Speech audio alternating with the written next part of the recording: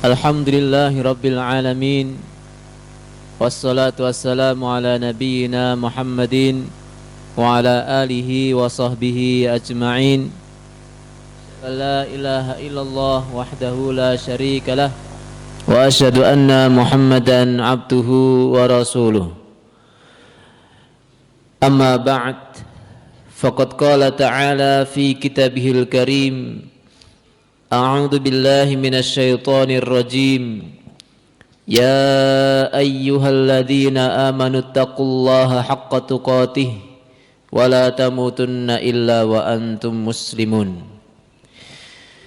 Jamaah yang dirahmati Allah Subhanahu wa taala, puji syukur kita panjatkan kehadirat Allah yang telah memberikan kita karunia iman dan Islam dan karunia kesehatan serta karunia lain yang tidak terhitung jumlahnya.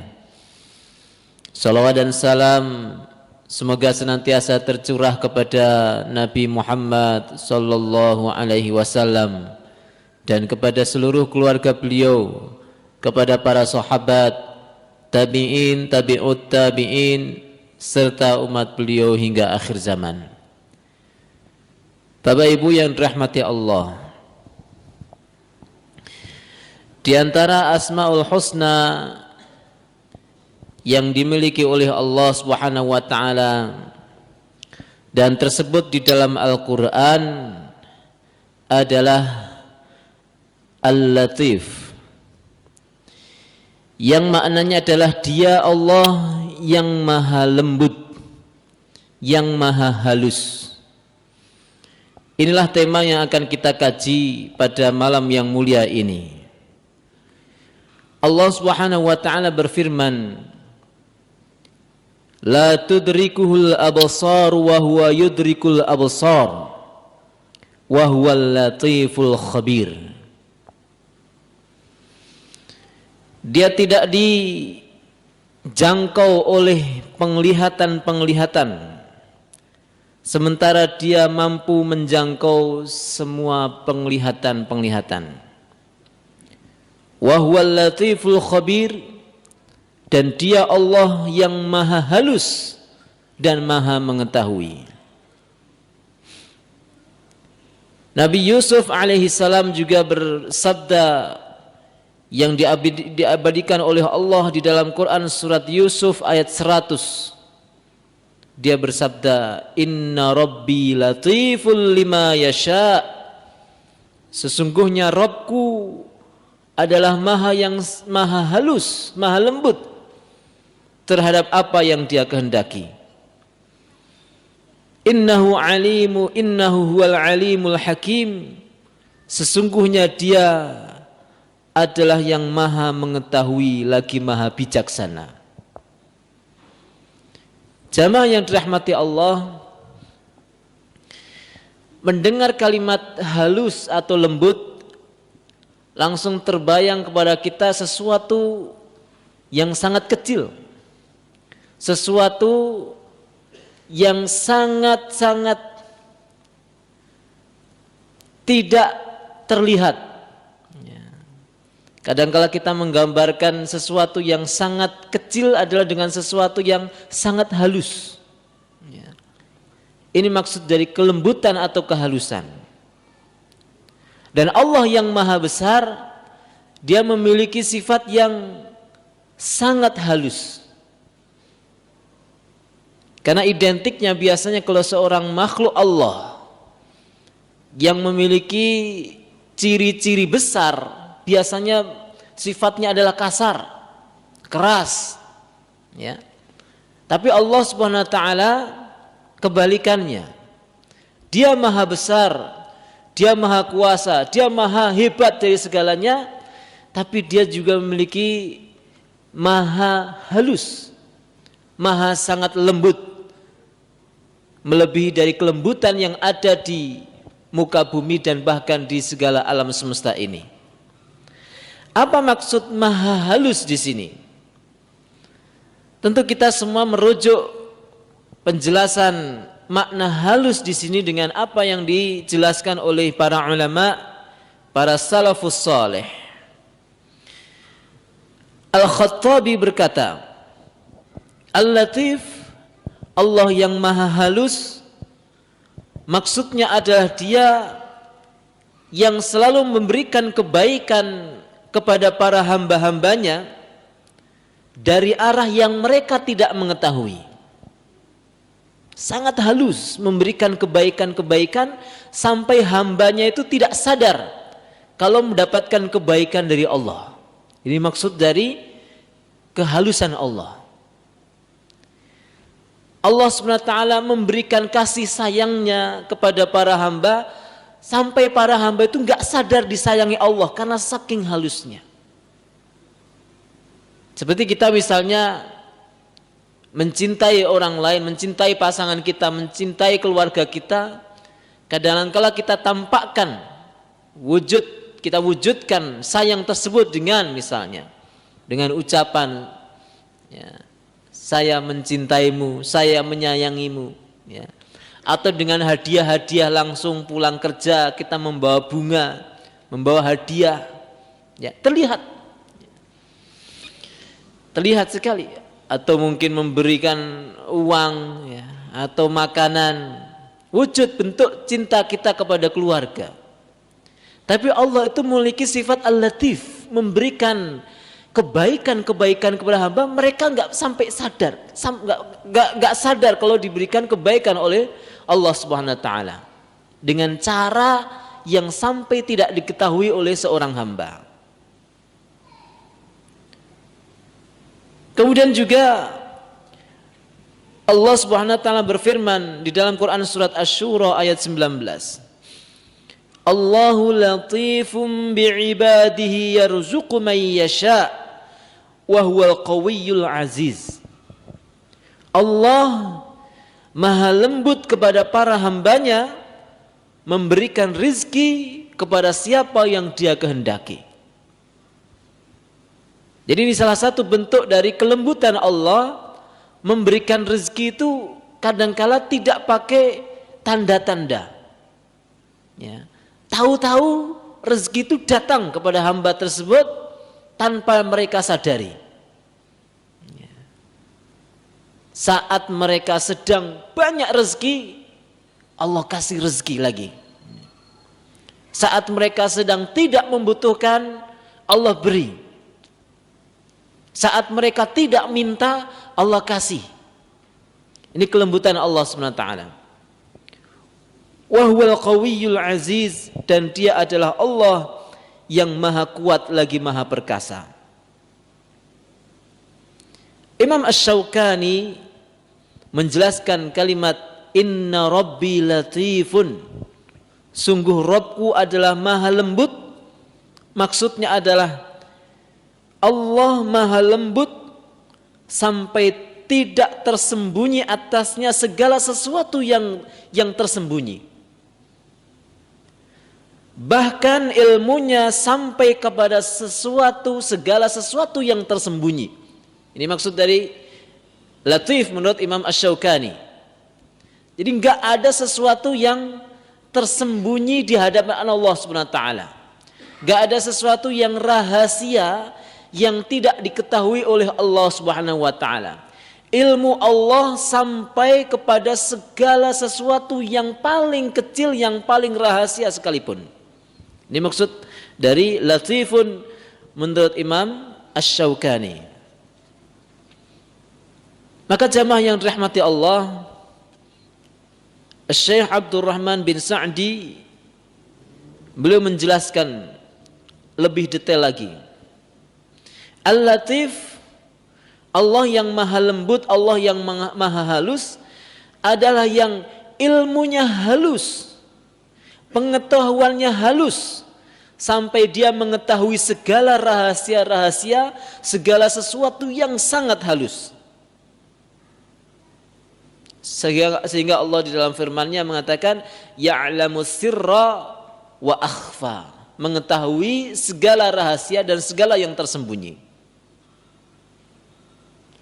Maksudnya adalah jamaah yang dirahmati Allah, segala yang ada di alam semesta ini, baik itu sesuatu yang tampak atau sesuatu yang tersembunyi sampai-sampai tidak ada satupun makhluk yang mengetahui, Allah tahu. Ya. Bahkan andaikan digambarkan ada seorang makhluk melakukan suatu perbuatan di malam hari, di tengah malam yang sangat gelap, di tengah hutan sekalipun misalnya, atau di dalam goa, tidak ada yang mengetahui satu makhluk pun kecuali dia sendiri, maka Allah mengetahui. Maka manfaat dari kita iman terhadap nama Allah Al-Latif ini ada beberapa manfaat. Yang pertama, sesungguhnya Allah tidak terlewatkan segala sesuatu dari pengetahuannya. Meskipun sesuatu itu sangat halus dan sangat kecil, maka Allah mengetahuinya.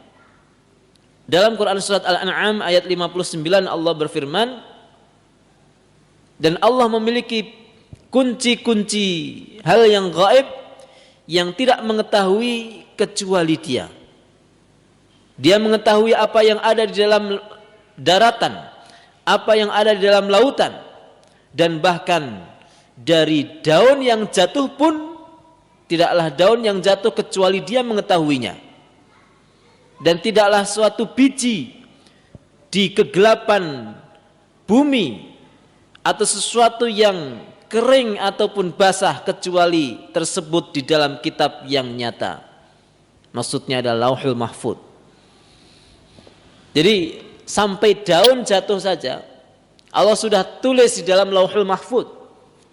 Sampai ada biji yang sangat kecil di dalam kegelapan bumi sekalipun Allah tulis, Allah ketahui. Ya, bayangkan ya. Daun kering jatuh ketika hujan ini berapa jumlahnya misalnya. Ya. Bahkan tetesan-tetesan air hujan dia jatuh dari daun sampai ke bumi, ke tanah, Allah mengetahui. Berapa kecepatannya, kapan menetesnya, berapa besarnya, volumenya berapa, dan sebagainya. Itu maksud dari Al-Latif. Allah sangat lembut, pengetahuannya sangat detail terhadap segala sesuatu.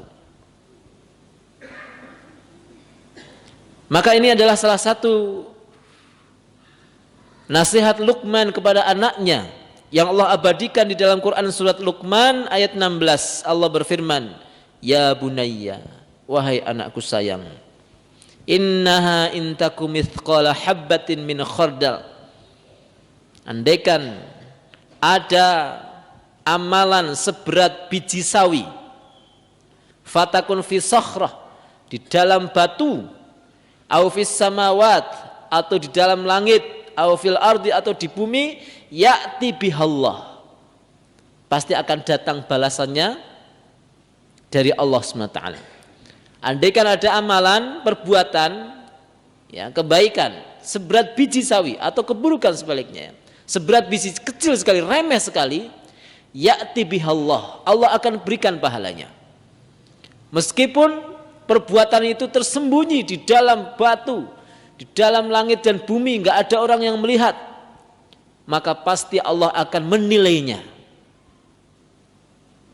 Ini maksudnya adalah jangan pernah kita meremehkan untuk melakukan suatu perbuatan baik meskipun kecil, meskipun sederhana. Dan sebaliknya, jangan kita remehkan dosa sekecil apapun, karena Allah SWT melihatnya dan akan memberikan balasannya. Kebaikan akan berbalas pahala dan kejahatan akan berbalas siksa, kecuali mereka yang diampuni oleh Allah SWT. Sekedar kita menyingkirkan sampah, sekedar kita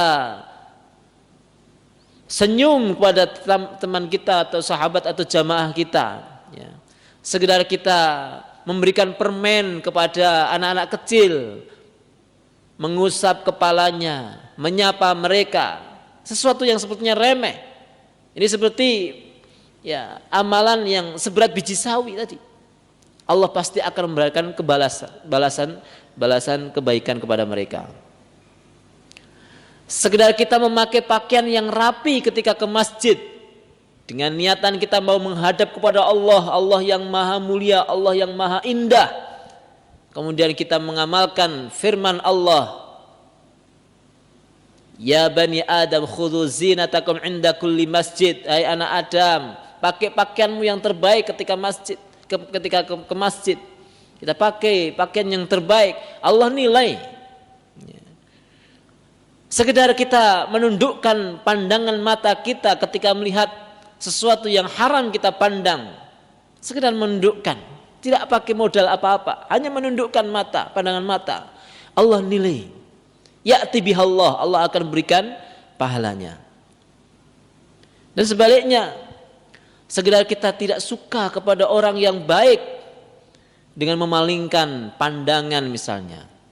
Sekedar kita ghibah, hanya mengatakan sesuatu yang tidak menyenangkan kalau dia mendengar, maka Allah akan memberikan balasannya kalau Allah tidak mengampuni. Innallaha latifun khabir. Luqman menutup ayatnya ini dengan innallaha latifun khabir. Sesungguhnya Allah adalah maha lembut dan maha mengetahui. Maka jamaah yang dirahmati Allah, tidak ada yang tersembunyi di hadapan Allah Subhanahu wa taala. Meskipun amalan itu tidak dinilai oleh makhluknya, saking remehnya, saking sederhananya, saking sepelenya, tapi Allah akan menilai. Kalau suatu kebaikan akan Allah nilai dengan kebaikan, dan sebaliknya, karena Allah Al-Latif. Ini berbeda dengan penilaian makhluk kepada makhluk yang lain. Makhluk itu biasa menilai sesuatu yang tampak saja. Ya, misalnya seorang guru, dia menilai siswa-siswanya, ya, menilai nilai-nilai baik misalnya, nilai perilaku, nilai akhlak adalah dari yang tampak. Ya. Karena memang demikianlah keterbatasan pengetahuan seorang guru yang kelihatan pada dia. Atau mungkin yang dikabarkan oleh orang tuanya, teman-temannya, sekedar itu. Tapi perbuatan baik yang dilakukan oleh siswa saat sendirian, guru tidak bisa menilai. Allahul Latif, Allah maha halus, mengetahui segala perbuatan manusia meskipun sendirian. Maka jangan pernah kita merasa menyesal tatkala kebaikan kita tidak ada yang melihat, tidak ada yang mengapresiasi, bahkan ada yang mencaci maki. Kita sudah berbuat baik dengan sungguh-sungguh, ternyata orang malah mencaci, orang malah meremehkan. Karena Allahul Latif, Allah itu maha lembut, mengetahui segala perbuatan kita. Kadangkala ada beberapa orang yang susah payah mengabadikan segala perbuatannya melalui status Facebook, status WA. Rupanya ketika dia tulis status baik itu ada orang yang nyinyir, ada orang yang tidak suka.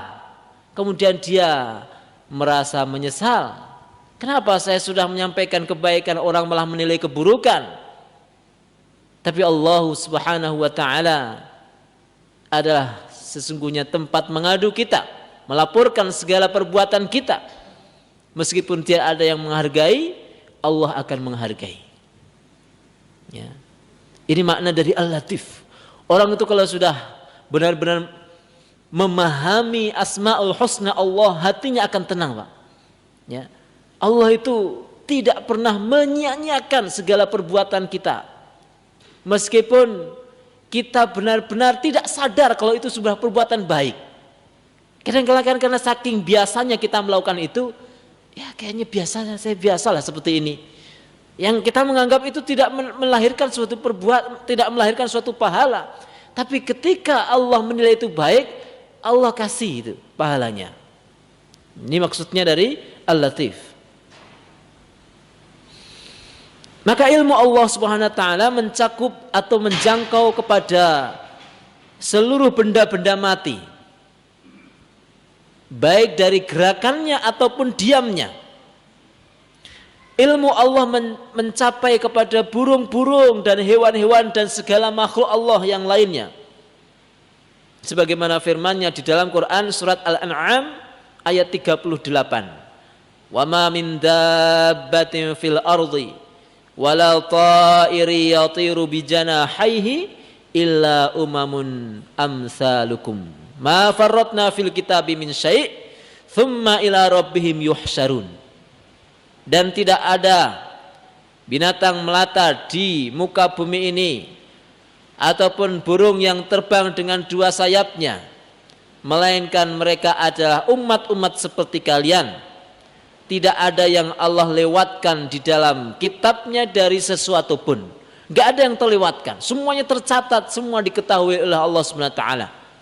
Kapan telur itu menetas, kapan burung itu bisa terbang, kapan ikan itu bisa kemana-mana, bisa menyebar, bertambah dan seterusnya. Kapan ikan itu dia dipancing manusia misalnya, kapan ikan itu dipotong-potong, semuanya diketahui oleh ilmunya Allah SWT. Dan mereka memiliki rezeki sendiri-sendiri sebagaimana kita juga memiliki rezeki sendiri-sendiri. Allah bagi-bagi rezeki manusia sesuai porsinya masing-masing. Ajalnya dibagi, rezekinya dibagi, senang dan susahnya sudah dibagi. Andaikan senangnya selama dia misalnya dikatakan hidup 80 tahun, misalnya senangnya 70 tahun, maka tidak akan terkurangi meskipun hanya 1 hari. Andaikan dia memiliki umur 80 tahun, dia diberikan karunia kesehatan misalnya 70 tahun, maka tidak mungkin berkurang meskipun hanya 1 jam. Allah sudah bagi-bagi kesehatan, kebahagiaan, rezeki manusia sendiri-sendiri. Maka sering kita sampaikan, orang yang paling merana di dunia ini adalah mereka yang selalu memperhatikan rezekinya orang lain, memperhatikan takdirnya orang lain, memperhatikan kebahagiaannya orang lain, tapi lupa dia memperhatikan kebahagiaannya dia, rezekinya dia, dan sebagainya. Selalu bersyukur melihat nikmatnya orang lain, tidak mensyukuri nikmat yang dia miliki sendiri. Enak ya punya mobil yang bagus, enak ya punya rumah yang bagus, dia mensyukuri mobilnya orang, nikmat yang dimiliki orang lain, padahal itu adalah yang Allah berikan kepada mereka, bukan kepada dia. Jamaah yang dirahmati Allah Subhanahu wa taala,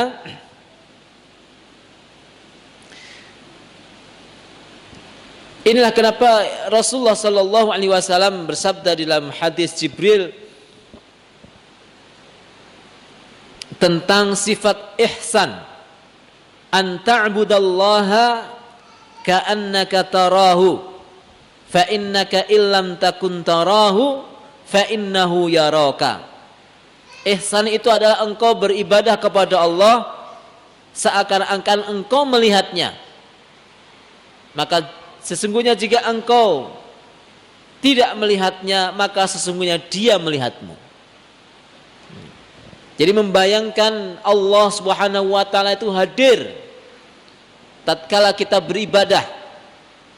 Allah memperhatikan detail dari segala gerakan kita. Ini juga salah satu Al-Latif. Ini jika kita tuangkan di dalam ibadah solat kita, maka solat ini insya Allah akan semakin khusyuk, Pak. Tatkala kita mengangkat tangan detik demi detik, Allah perhatikan ya. Tatkala kita sedekap, Allah perhatikan. Tatkala kita tidak khusyukkan hati kita berapa menit, Allah perhatikan. Ya itu Al-Latif. Allah perhatikan begitu detail dari gerakan tubuh kita, dari bisikan-bisikan yang ada di dalam hati kita. Sehingga ada 2 orang yang sholatnya bareng-bareng. Sholat maghrib misalnya, sholatnya bareng, tapi nilai pahalanya di hadapan Allah antara satu dengan yang lainnya seperti timur dan barat. Sama-sama sholat, tapi yang satu berkualitas, yang satu tidak begitu berkualitas. Karena di dalam sholat itu banyak sekali ibadah-ibadah yang akan dinilai oleh Allah SWT. Inilah kenapa sholat itu menjadi ibadah yang paling utama, ibadah yang pertama kali dinilai tatkala manusia dibangkitkan dari alam kuburnya nanti. Karena di dalam sholat itu terkandung banyak sekali ibadah.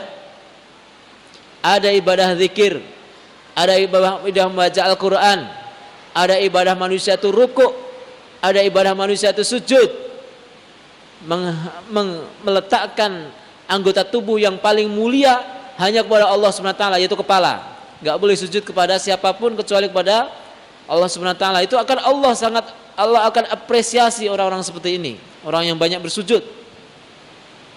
Ada di dalam ibadah sholat itu ibadah berupa toharoh atau sucinya manusia.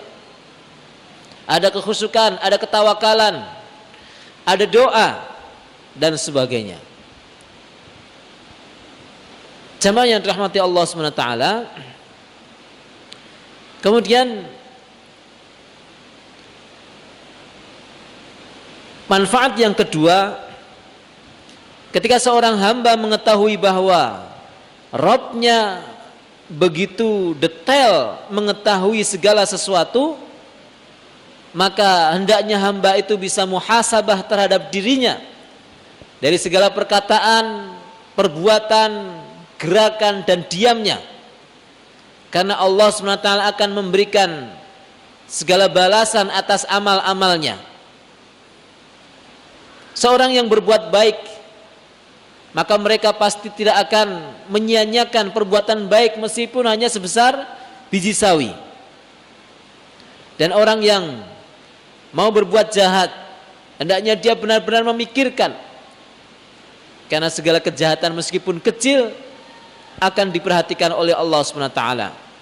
Sebagaimana dalam Quran surat Az-Zilzalah, "Wa may ya'mal mithqala dzarratin khairan yarah, wa may ya'mal mithqala dzarratin syarran yarah."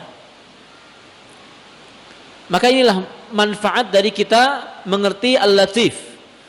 Ya, kita selalu muhasabah pada diri kita. Sekecil apapun, seremeh apapun perkataan kita, pahami dan pikirkan sebelum berkata, apakah ini melahirkan suatu pahala atau sebaliknya melahirkan suatu dosa, atau perkataan itu tidak ada manfaat atau sia-sia belaka. Ketika kita mau bicara pada orang lain, pikirkan, ini kira-kira perkataan saya ini melahirkan dosa atau pahala. Ketika kita berjalan menuju ke suatu tempat, sebelumnya kita pikirkan, apakah ini benar-benar perbuatan yang akan menghantarkan saya kepada ridhonya Allah atau sebaliknya. Kalau tidak, tinggalkan. Kalau iya, laksanakan meskipun dengan susah payah. Seperti jenengan misalnya ke pengajian ini, saya yakin panjenengan juga meninggalkan banyak aktivitas, banyak PR, banyak kegiatan yang lain. Tapi jenengan datang ke sini, ketika berangkat dari rumah ternyata dingin atau hujan misalnya, atau mungkin nanti pulangnya panjenengan kehujanan. Ini pahalanya tentu berbeda dengan seseorang yang mereka melakukan suatu ibadah dengan mudah. Ya. Jadi ada kaidah dalam agama kita, semakin berat seseorang menjalankan suatu ibadah, semakin besar juga balasan pahalanya. Jadi berbeda orang yang berangkat pengajian kehujanan dengan orang yang berangkat pengajian dengan gampang begitu ya. Pahalanya berbeda. Orang yang jalan ke masjid susah payah karena dia sudah sepuh, sudah tua, itu pahalanya berbeda dengan mereka, dengan anak-anak muda yang jalan lari ke masjid begitu mudahnya. Ya. Orang yang mereka sakit tapi terus berusaha untuk menjalankan suatu kebaikan, datang sholat jamaah, berbeda pahalanya daripada mereka yang sehat. Orang yang sibuk dengan orang yang luang, pahalanya berbeda. Makanya kadang-kala lucu, ada beberapa teman yang diajak pengajian, alasannya karena sibuk, ya. Padahal jamaah yang lain yang datang ke pengajian ini juga semuanya sibuk. Ustadznya ya sibuk, jamaah ya sibuk, tapi kita menyempatkan diri untuk apa? Untuk mencari kemuliaan, majelis ilmu, bukan pengangguran kita ini. Ya. Karena demi akhirat kita semua mengorbankan segala kegiatan lain untuk berbekal akhirat. Jamaah yang dirahmati Allah Subhanahu wa taala, kadang-kala ya lucu juga, ada beberapa jamaah, mohon maaf Ustaz, saya nggak bisa hadir. Kenapa kok minta maaf sama saya itu? Kenapa? Apa yang salah dengan Anda kepada saya? Nggak ada salah jenengan. Jenengan hadir atau tidak itu urusannya jenengan kepada Allah Subhanahu wa taala. Nggak usah minta maaf sama saya. Tapi kalau ustadznya nggak hadir ya minta maaf sama panitia, karena panitia repot. Tapi kalau jamaahnya nggak hadir, ya panitia juga nggak repot, ustadznya nggak repot. Semuanya hanya rugi dengan sendiri-sendirinya, gitu. Kenapa? Ketika seseorang mengutamakan amalan yang sebenarnya tidak melahirkan pahala daripada amalan yang melahirkan pahala, berarti kan rugi dia. Ini ada dua amalan nih, satu berpahala, pahalanya besar. Ini amalan tidak ada pahalanya atau pahalanya lebih kecil, dia memilih yang ini, berarti kan rugi. Tapi kalau dia memilih amalan yang lebih besar pahalanya, monggo silakan. Mau Ustaz, ini ibu saya nggak bisa saya tinggal karena ibu saya sakit misalnya. Ini anak saya sedang sakit misalnya. Atau saya sedang mau menjenguk orang sakit misalnya. Mungkin ini beda. Bisa jadi dia menganggap itu adalah amalan yang lebih baik daripada hadir dalam pengajian misalnya. Maka silakan dipilih. Jadi dalam satu waktu kalau panjenengan dipilihkan oleh Allah SWT 2 pilihan, 3 pilihan amalan, maka lihat dari amalan itu mana yang paling banyak pahalanya. Jadi orang beramal itu juga perlu selektif, karena hidup kita ini singkat, tenaga kita ini singkat, ya, energi kita ini sangat terbatas, maka kita harus selektif mana yang lebih banyak manfaatnya, mana yang lebih banyak pahalanya. Kemudian yang ketiga jemaah yang dirahmati Allah, Allah Subhanahu wa taala dengan kelembutannya akan melipat gandakan pahala bagi para orang-orang mukmin. Dalam Quran surat Al-An'am ayat 160 Allah berfirman, "Man jaa'a bil hasanati falahu asyru amsalihha." Siapa yang melakukan satu kebaikan, maka baginya 10 kali lipatnya.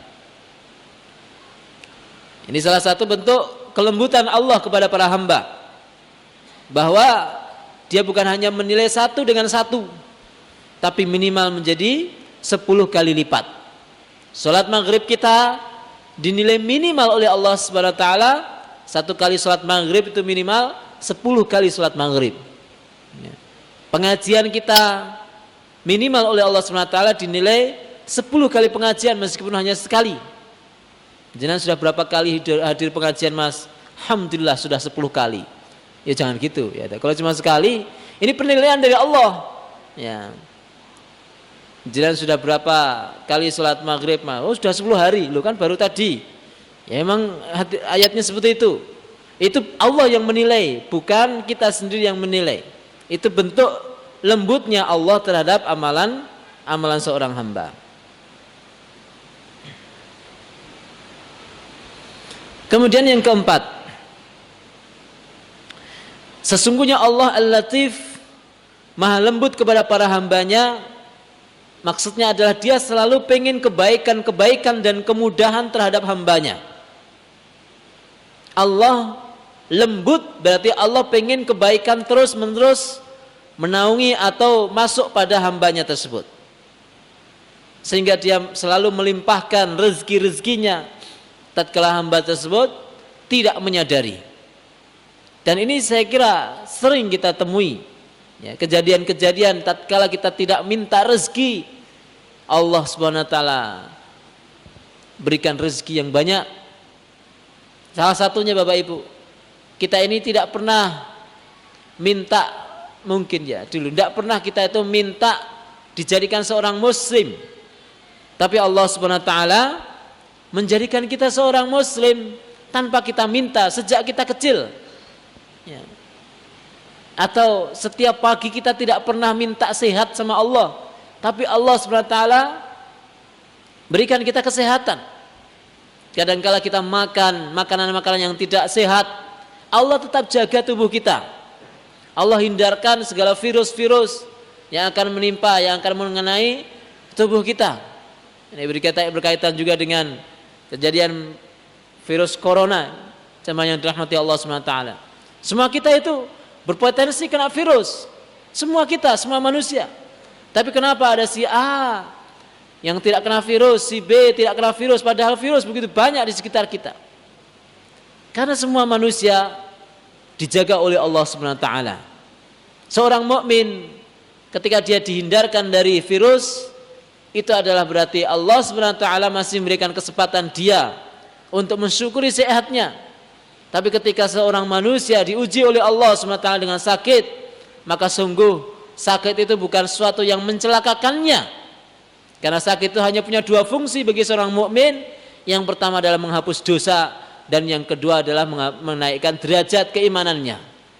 Berbeda dengan penyakit atau azab, penyakit atau musibah ataupun bencana yang Allah timpakan kepada ahlul maksiat, kepada orang-orang kafir, maka itu adalah bentuk azab dari Allah SWT. Jadi manusia, seorang mukmin itu susah senangnya, sehat sakitnya, itu selalu kebaikan baginya. Karena hanya dua kemungkinan saja, akan terhapus dosa-dosanya dan akan terangkat derajat keimanannya. Bukankah kita sudah diberikan contoh para nabi, orang-orang yang dimuliakan oleh Allah, mereka juga sakit. Mereka juga punya problem, masalah dengan keluarganya, masalah dengan anaknya, masalah dengan kaumnya, dan sebagainya. Dan Allah memuliakan mereka. Maka jemaah yang dirahmati Allah SWT, Allah berfirman dalam Quran surat At-Talaq ayat 2-3. Wa may yattaqillaha yaj'al lahu makhraja. Siapa yang bertakwa kepada Allah, Allah akan berikan kepada dia jalan keluar, solusi. Wa yarzuqhu min haitsu la yahtasib, dan memberikan rezeki kepada dia dari arah yang tidak terduga. Allah SWT dalam contoh-contoh dalam Al-Quran, kelembutannya kepada para nabi, di antaranya adalah kepada Nabi Yusuf. Bagaimana Allah menjadikan beliau keluar dari penjara. Dan kalau kita lihat cerita Nabi Yusuf, ya, bagaimana sumur, dimasukkan ke dalam sumur, kemudian diangkut, dibawa oleh pedagang, kemudian dijual ke Mesir. Itu proses yang sangat panjang, yang seakan-akan itu sebuah proses kegagalan. Tapi ternyata itu adalah kemahalembutan Allah untuk menjadikan beliau seorang perdana menteri di Mesir. Melalui seperti itu, perjalanan hidup manusia itu seperti itu. Kadangkala melalui duri, ternyata dia akan mendapatkan sebuah mahkota kemuliaan. Bagaimana Allah SWT memuliakan Nabi Musa alaihissalam sejak kecil. Bayangkan, sudah diumumkan kepada seluruh penduduk, kalau ada seorang bayi laki-laki lahir, maka langsung dipenggal. Bahkan setiap kali ada seorang ibu mau melahirkan, tentara Fir'aun semuanya sudah langsung mengepung rumah ibu tersebut. Lahir laki-laki, beleh. Luar biasa. Ibunya Musa alaihissalam, beliau pergi sampai melahirkan. Beliau tidak menyangka bahwa yang dilahirkan itu akan menjadi seorang nabi. Dia hanya berpikir, anak saya ini sepertinya laki-laki, kalau nanti lahir pasti dibunuh Fir'aun. Itu saja. Lari ke tengah padang pasir, beliau melahirkan sendiri, kemudian dihanyutkan ke sungai Nil. Kok dilalai malah masuk ke istananya Fir'aun. Ya, bagaimana itu? Itu bagaimana pernik-pernik luar biasa. Dan kalau Allah SWT mencabut rasa benci dari istrinya Fir'aun, sehingga malah dirawat. Bagaimana Fir'aun yang sangat benci terhadap bayi laki-laki malah merawat Musa yang akan menjatuhkannya di kemudian hari di rumahnya sendiri. Latifnya Allah, maha lembutnya Allah menolong Musa melalui perjalanan panjangnya. Demikian Bapak Ibu, semoga Allah SWT senantiasa memberikan latif kepada kita semua, dan kita semua juga diberikan sifat latif, lembut kepada siapapun, kepada orang-orang di sekitar kita. Sallallahu ala nabiyina Muhammadin wa ala alihi wa sahbihi ajmain. Subhanakallahumma bihamdika asyhadu an la ilaha illa anta astaghfiruka wa atubu ilaik. Assalamualaikum warahmatullahi wabarakatuh.